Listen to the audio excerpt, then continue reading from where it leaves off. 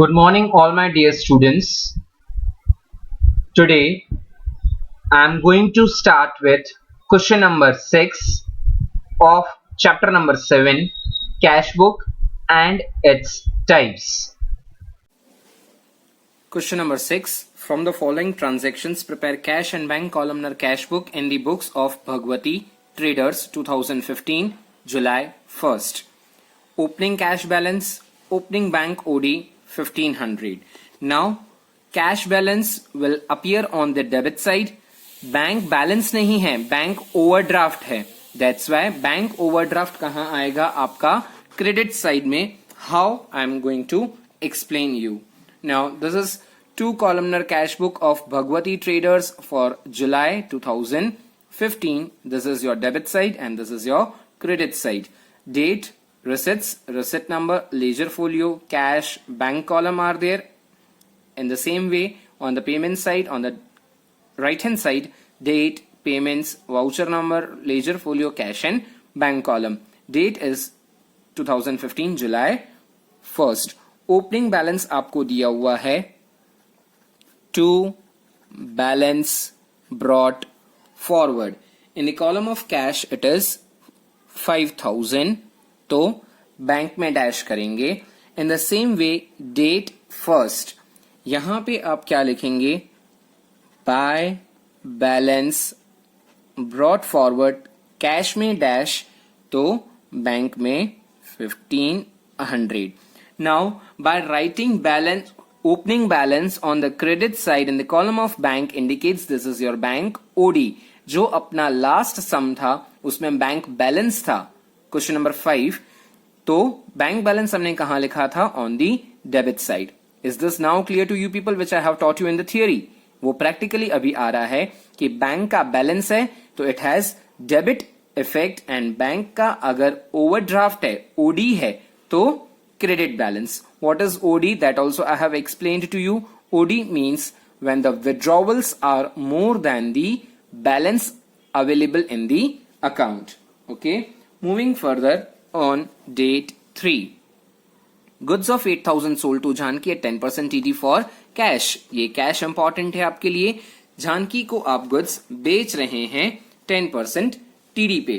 So date 3 to sales account. TD minus करने के बाद जो बैलेंस आएगा दैट विल बी 7200, बिकॉज 8000 में से आप 10% टीडी रिड्यूस कर देंगे. Now fifth date, deposited in the bank. Again this is your contra entry. आपने 3000 रुपीज बैंक में जमा किए हैं. Your bank balance reduces and bank becomes the receiver. Again, I am going to explain you through the journal entry. Now, bank is the receiver. So, bank account debit, cash goes out. Cash is a real type of account. As cash goes out, हमें उसको क्या करना होगा, credit करना होगा. और bank, as per the rule of personal, bank is becoming the receiver. Okay. Now, let us do its posting. Date is 5. Cash goes out, इसके लिए कैश को क्या करोगे, क्रेडिट. कितने से, 3000 से. ओके. तो बैंक में डैश, कहां पे आपने डिपॉजिट किया है, बैंक में, तो by bank account and ledger folio में कॉन्ट्रा एंट्री का सिंबल डालेंगे. Okay. In the same particular manner in the side of receipts, date 5, bank हमारी क्या हो रही है, रिसीवर हो रही है. Bank is becoming the receiver. So bank को हम क्या कर रहे हैं, वही 3000 से डेबिट, 3000 से डेबिट किया, लेजर फोलियो में कॉन्ट्रा एंट्री किया to cash account. Am I clear to you people? This was your contra entry. Now back to the question. Transaction dated 6. Goods of 2000 sold to Jinal. Jinal paid amount immediately by cheque which is deposited in the bank. Jinal को तुमने क्या किया है, sales किया है. Date 6 to sales account. कितने का sales आपने किया है, 2000 का. और सामने जीनल ने हमें पेमेंट किसके थ्रू किए हैं, चेक के थ्रू किया है. और बैंक में हमने वो चेक को क्या कर दिया है, डिपॉजिट कर दिया है. Okay, date 8, furniture of 2000 purchased and amount is paid immediately by cheque. हमने फर्नीचर 2000 का परचेज किया है और अमाउंट हमने चेक के थ्रू पे कर दिया है। ओके, सो हमने क्या परचेज किया है? Furniture bye furniture account. Okay, in the column of bank हमने कितने का फर्नीचर परचेज किया है? 2000 का। सो चेक के थ्रू हमने पेमेंट्स किए हैं, इसके लिए पेमेंट के साइड में फर्नीचर रिकॉर्ड होगा और in the column of bank because हमने इशू किया है cheque. Cheque of 3000 received from Bhargavi which is endorsed in favor of Parth. Now this is date 9, important for you people and new as well. Endorsement का meaning मैंने आपको समझाया था. Now please pay attention, I am reading it again. हमने भार्गवी से 3000 का check receive किया है और वही सेम चेक हमने पार्थ को फॉरवर्ड कर दिया है। हमने पार्थ को एंडोर्स कर दिया वही वाला चेक जो हमको भार्गवी से मिला था। एंडोर्समेंट की मीनिंग के टाइम पे मैंने आपको बताया था, this is to be recorded in journal proper. इसके लिए आप इसको यहां पे रिकॉर्ड नहीं करेंगे, आप नोट बनाकर वहां पे उसका रिकॉर्डिंग करेंगे। नोट में आपको लिखना होगा date 9 to be recorded in journal proper. 13th date, goods of 6000 sold to Harshit. Harshit has paid half of the amount by cash and it is clear now. Remaining amount is paid by check which is deposited in the bank. हमने हर्षित को 6000 के goods बेचे हैं, उसमें से half उसने cash और half उसने चेक के थ्रू पेमेंट हमें किया है और हम उसको क्या कर रहे हैं? सेल्स कर रहे हैं। इसके लिए date 13 to sales account. Total sales हमारा 6000 का है, half is cash so 3000 and half is our check deposited in the bank. Okay, now coming back again on the question, date 15, goods of 6000 purchased from Devesh and amount is paid immediately by cash. हमने purchasing किया है देवेश से और तुरंत ही हमने cash payment कर दिया है। Coming on to date 15, payment side में आएगा, हमने गुड्स परचेज किए हैं, इसके लिए हम लिखेंगे बाय परचेज अकाउंट और कैश के कॉलम में कितने का हमने परचेजिंग किया है? We have purchased of 6000। क्यों मैंने यहां पे कैश कॉलम लिखा? Because it is very clearly said in the question कि हमने पेमेंट्स किसके थ्रू किए हैं? Paid through cheque, sorry cash. Date 18, salary 1000, brokerage 500, paid by cash. वापस से date 18 by salary account by brokerage account.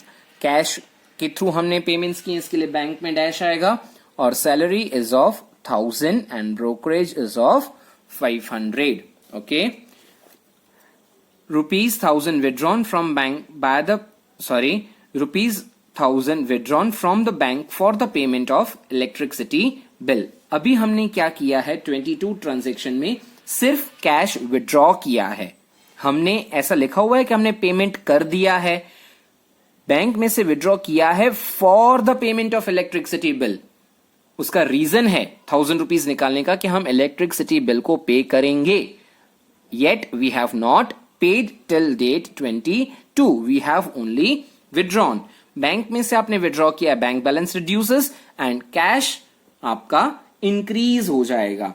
Okay, so let me put it through the journal entry.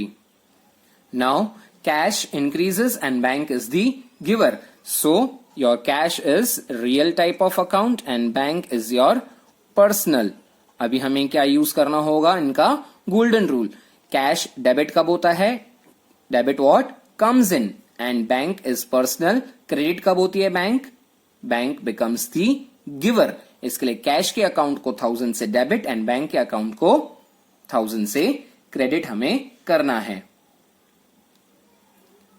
Cash का account 1000 से debit आपने किया and sales का account bank का account आप क्या करेंगे, क्रेडिट करेंगे, ध्यान में आया आपको, और लेजर फोलियो में दोनों side contra. Fine, date is 22। यहां पे आप क्या लिखेंगे, बाय कैश अकाउंट, और यहां पर तब कैश में डैश, और यहां पे बैंक में कुछ नहीं आएगा, date 22 to bank account. Okay, now moving further, on date 23 electricity bill paid. अब इस दिन हम क्या कर रहे हैं, इलेक्ट्रिसिटी बिल को पे कर रहे हैं। Okay, so on payment side we are suppose to record date 23 by electricity bill account, cash के through 1000 rupees. Okay, is this clear to you all? By electricity bill, cash के column में 1000. Further, 24 goods of 1400 sold to Smith, for which he issued a check for the necessary amount which is deposited in the bank. 1400 आपने क्या किया है, Smith को goods बेचे हैं। सो date 24 receipt side आएगा, बट ऑब्वियस है सेल से इसके लिए हमको पैसा मिल रहा है। टू सेल्स अकाउंट, उसने हमें चेक दिया है 1400 का, तो कैश के कॉलम में कुछ नहीं आएगा। Okay, now date 27 bank informed that cheque issued by Smith is dishonoured. Now हमको स्मिथ ने तो 1400 का चेक दे दिया था, वही चेक बैंक ने हमें बताया कि वो डिसऑनर हो गया है। डिसऑनर हो जाना means due to some issue in the cheque, bank ने उस चेक को कैंसिल कर दिया है। इसके लिए अभी हम इसका क्या करेंगे, रिवर्स एंट्री करेंगे। ऑन पेमेंट साइड डेट आएगा 27। फाइन, 27 डेट को हमें क्या करना है, उसको कैंसिल करना है। यहां पर अपन लिखेंगे बाय स्मिथ अकाउंट। कौन सा कॉलम आएगा, बट ऑब्वियस है चेक था, इसके लिए बैंक का कॉलम।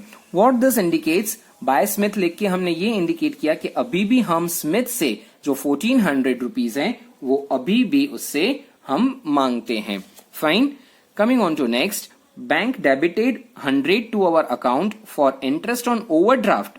मैंने ये भी ओवरड्राफ्ट के टाइम में बताया था कि ट्रेडर को इंटरेस्ट पे करना होता है। It is inform to us through bank advice.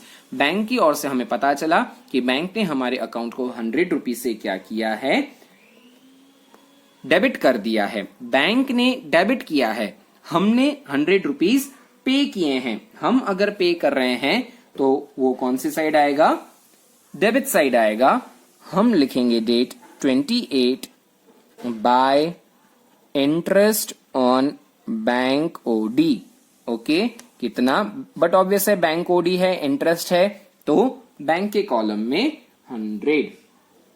As now all the transactions for question number 16 are done, हमें अभी क्या करना होगा, सेम वे सारा डेबिट साइड का पहले कैश का टोटल करना होगा, फिर उस टोटलिंग्स को हमें क्रेडिट साइड कैरी फॉरवर्ड करना है।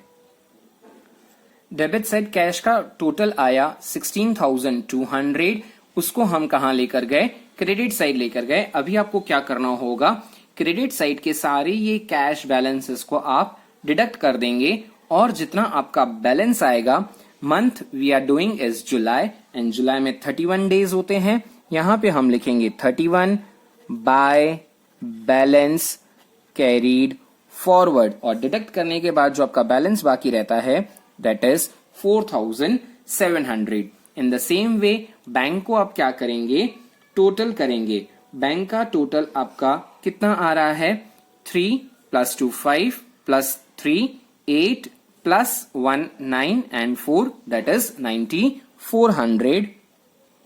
9,400 हम कहां लेकर आए, क्रेडिट साइड हम लेकर आए, और सारी के सारी ये जो हमारे क्रेडिट साइड के बैलेंसेस हैं, अमाउंट्स हैं, उनको हम डिडक्ट कर देंगे, तो हमारा आएगा 3,400। ओके, ये लास्ट डेट का क्लोजिंग अगस्त के लिए क्या बन जाएगा, यहां पे ओपनिंग क्या लिखेंगे हम 2015 August 1st to balance brought forward. Cash में कितना 4700 एंड बैंक में कितना 3400. Okay, I hope this question number 6 is understood by you people.